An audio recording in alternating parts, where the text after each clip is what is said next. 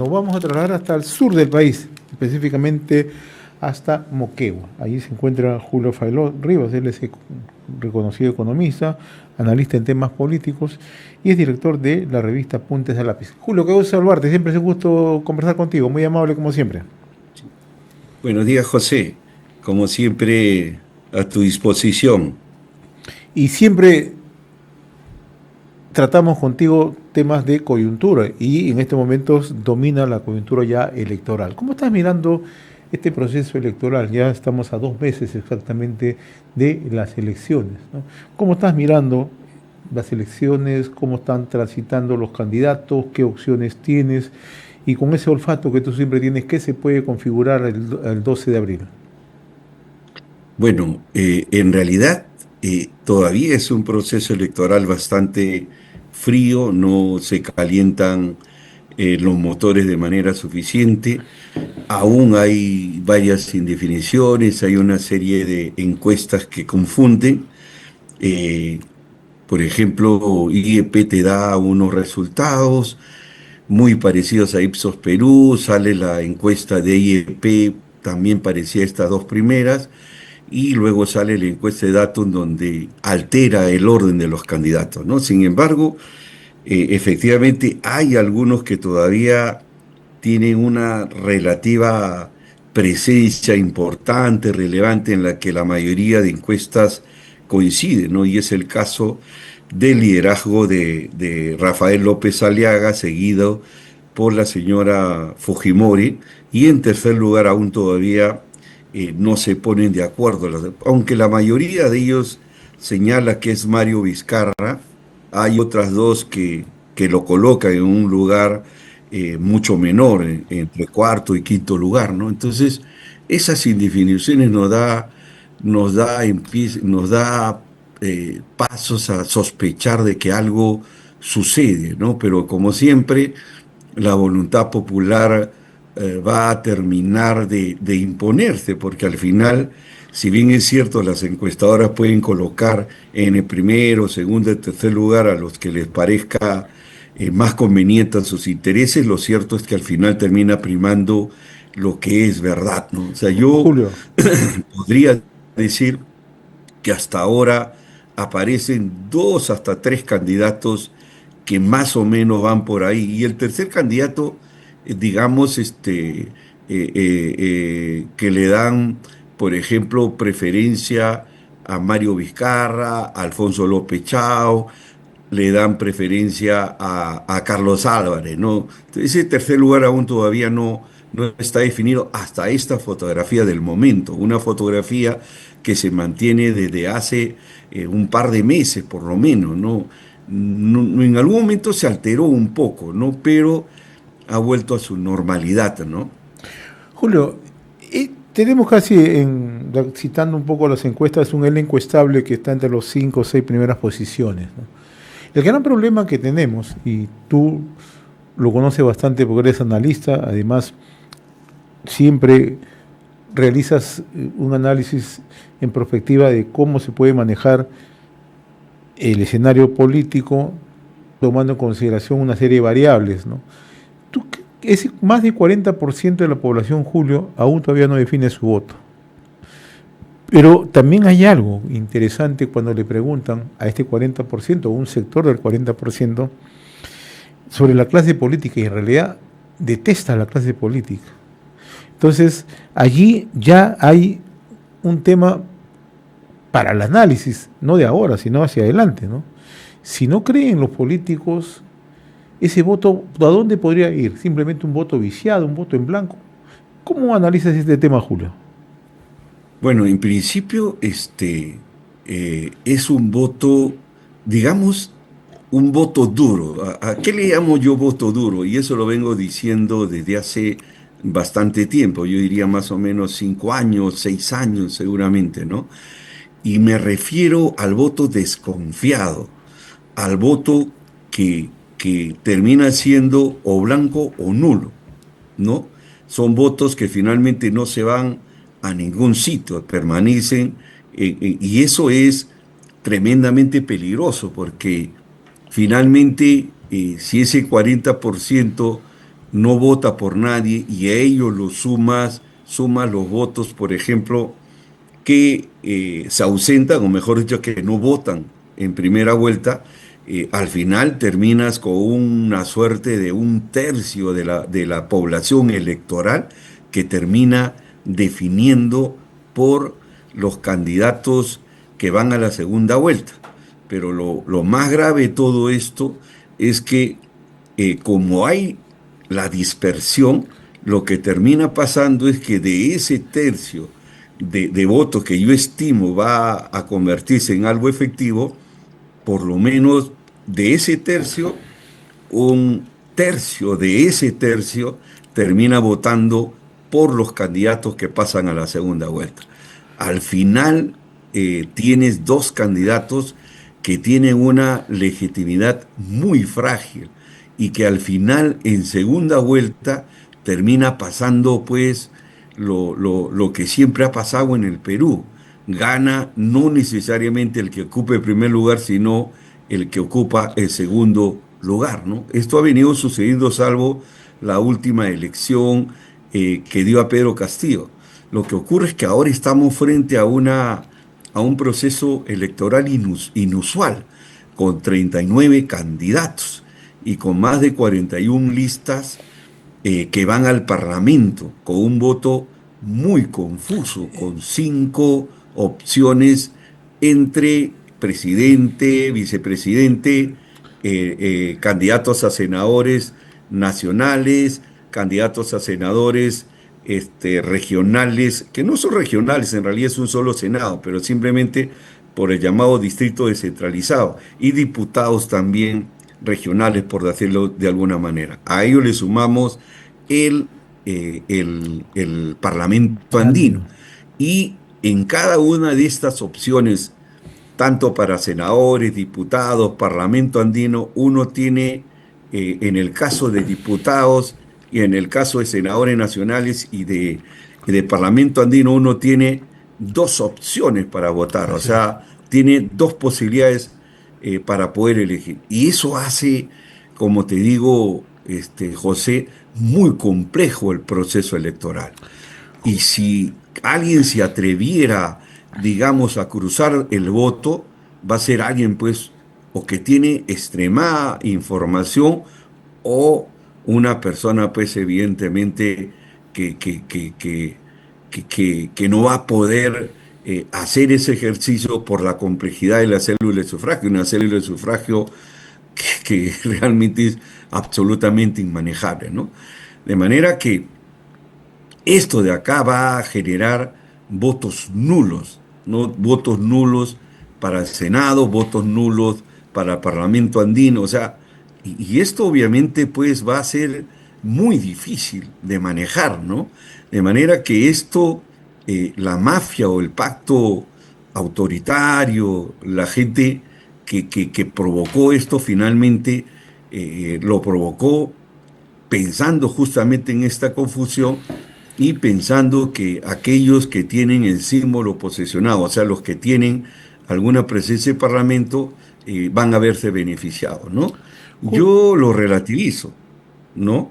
Sí, sí, José. Sí, Julio, aquí hay un tema interesante que tú muestras, ¿no? O sea, hay partidos que tienen que están posesionados, pero lo voy a decir con nombre propio, ¿no? El partido de Rafael López Aliaga, el partido de Keiko Fujimori, Fuerza Popular, otro partido posesionado, puede ser el de Acuña, pero se está dando un hecho atípico, Julio. No están visitando varios puntos del país, no están llegando, por ejemplo, a Puno. En Puno parece ser que va a ingresar un grupo solamente de candidatos, todos no van a llegar a Puno. Entonces, mi pregunta es, en esta elección atípica, ¿cuánto es el peso gravitante de la zona sur del país? Y ya no solamente me refiero a Puno, sino a Arequipa, me refiero a Cusco, me refiero a Huancavelica, a Moquegua, a mismo Tacna, a Purímac. Tú conoces todo ese cordón. Entonces, ¿cuán gravitante puede ser este cordón para la votación? Porque siempre, además, es una votación, si se puede llamar, o sea, totalmente diferente a las zonas urbanas en Lima o la zona costa norte o el propio oriente, ¿no? ¿Cuánto va a gravitar esto, Julio? Con todas las variables que tú me has puesto. Sí, va a ser relevante, relevante porque, por ejemplo, en términos poblacionales, el sur representa un 25%, ¿no? Pero un 25% de gente que vota con rabia, que vota con cierto resentimiento, que vota con la frustración producto del abandono del centralismo, ¿no? Esa es una votación compleja, que no es de izquierda, yo te lo he dicho, que es antisistema que, que, que aquellos candidatos que tienen un discurso disruptivo de una u otra manera puedan canalizarlo, ¿no? Entonces, algunos lugares son absolutamente impenetrables, ¿no? Por ejemplo, el caso de Puno. Y obviamente ahí los candidatos hay que ser bien temerarios, por lo menos los que de una u otra manera socaparon la muerte de cerca de 20 pobladores de Juliaca, que ha hecho pues que cada vez que viene uno de los candidatos que intenta terruquearlos, en una zona pues que rechazó a Sendero, ¿no? O sea, Puno fue uno de los que más combatió a Sendero entre la gente de Ayacucho, Apurímac, Cusco, ¿no? Y el mismo Arequipa en las zonas altoandinas, ¿no? O sea, es un voto de resistencia, es un voto homogéneo, es un voto que va a ser determinante. El momento en la que ellos tomen la decisión a quién apoyar, curiosamente ese voto homogéneo va a terminar siendo determinante, como lo ha sido en casi todas las elecciones, ¿no? A Fujimori el sur fue determinante, ¿no? Para Fujimori, para Toledo, hasta para el mismo PPK que era de derecha, ¿no? Entonces, lo cual indica que efectivamente este sur Ajá. consolidado, este sur, digamos, antisistema, disruptivo, va a ser definitivamente determinante, ¿no? Oh, Y ahora, ¿quiénes son esas personas, esos personajes que pueden entrar sin mayores dificultades, ¿no? Alfonso López Chao, por ejemplo, Mario Vizcarra y Martín Vizcarra, que en algún momento lo han hecho y lo han vuelto a hacer hace poco. Yo creo que va a poder penetrar muy fácilmente en Cooperación Popular con liderazgo ¿cómo se llama? lejano. De, de Lescano y posiblemente Popio Olivera, ¿no? Son los únicos candidatos, digamos, que tienen un discurso que más o menos... Ah, y Belmont, perdón, me estaba olvidando de Y Belmont. me imagino que también Seguramente venceremos, ¿no? El partido venceremos, ¿no? Pero bueno, con una candidatura muy frágil, ¿no? Con una izquierda bien debilitada, posiblemente también Juntos por el Pueblo, que era antes Juntos por el Perú, puedan tener algún nivel de presencia, pero ahí, por ejemplo, se corre el riesgo, si bien es cierto, es verdad que es un voto disruptivo, por primera vez el sur se presenta ante un dilema de no darle su voto a una sola, sino se va a batir entre tres y hasta cuatro opciones, ¿no? Interesante Lopechao, Vizcarra, interesante lo ¿no? que señalas, Julio, ¿no? Porque entonces ahí tú crees que se puede fagocitar este Es voto posible. entre cuatro En primera candidatos. vuelta, sí, en primera vuelta va a suceder eso. Es posible, hay una alta probabilidad de que suceda eso, ¿no? La presencia, por ejemplo, o el haber castillizado Juntos por el Pueblo, por ejemplo, le ha dado cierta posibilidad, ¿no? Y nada, López Chao se convierte en un candidato que podría canalizar el interés de Puno y podría contagiar, pues, a Arequipa, podría contagiar a Moquegua, podría contagiar a Tacna, que tienen Ahora, una gran influencia de pobladores de Puno, ¿no? Julio, Entonces, oído a la música, ¿no? Como decía, el Beco, claro. así Como decía es, ¿no? don O Emilio, sea, Emilio La Ferrandería, el recordado Beco. exactamente, ¿no? Ahora, Julio, ciertamente que en la zona sur del país hay una inclinación mucho más para la centroizquierda o para la propia izquierda y se presentan varios candidatos que pueden captar con más facilidad los votos. Pero también hay otros candidatos. ¿La centro derecha tiene alguna opción siquiera de captar votos ahí o es muy difícil? Y la centro derecha simplemente va a sus votos tradicionales, Lima y toda la costa y parte del oriente. Entonces, ¿eso crees que tú Y, que puede suceder? ese es altamente probable, es altamente probable. Pero ojo, en la primera vuelta, al tener varios candidatos disruptivos de izquierda o digamos antisistemas, sí yo estoy viendo que va a haber una división, no va a ser tan homogénea la votación hacia un candidato como sucedió en elecciones anteriores. En elecciones anteriores, por ejemplo, había, digamos, ciertas candidaturas que, ¿cómo se llama?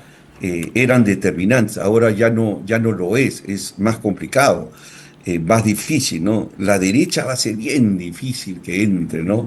Va a ser más complicada, ¿no? Ahora, Julio, el otro problema ya para finalizar, ¿estás viendo en los candidatos propuestas concretas, propuestas que puedan capitalizar la aceptación de la población? La verdad que hay un tema central que todo el mundo lo está tocando, el tema de la inseguridad, pero más allá de eso ves otras propuestas que puedan de otra manera tener un impacto, sobre todo en el tema regional. Yo no escucho, por ejemplo, a candidatos que en Puno o en Arequipa, en las zonas altas, hablen del problema hídrico, que es un problema grave. No Sí. escucho, por ejemplo, a candidatos que digan yo voy a resolver el tema del sur, Majesigua, voy a potenciar obras en Moquegua, voy a potenciar obras en Tacna. También en esta campaña estamos viendo una ausencia de propuestas concretas en el interior del país. Nos estamos centrando, cierto, en un tema que es central, como es la inseguridad ciudadana, pero los temas de carácter regional que propugnen desarrollo regional o que tengan impacto no se están mirando. No sé cómo tú lo estás analizando este tema, Julio. Sí, tienes todita la razón. O sea, por ejemplo, y las campañas se ven desde Lima.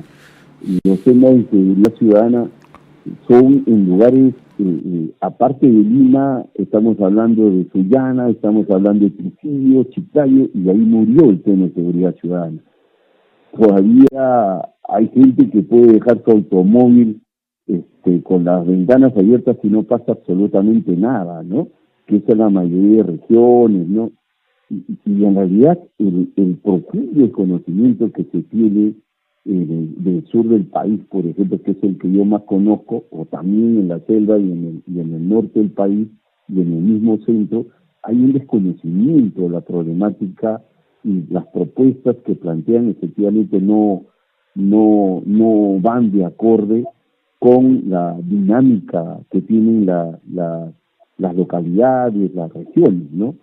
Y yo creo que un discurso que descentralista, un discurso que retorne a una descentralización de los recursos o una verdadera descentralización podría captar la atención de las regiones, ¿no?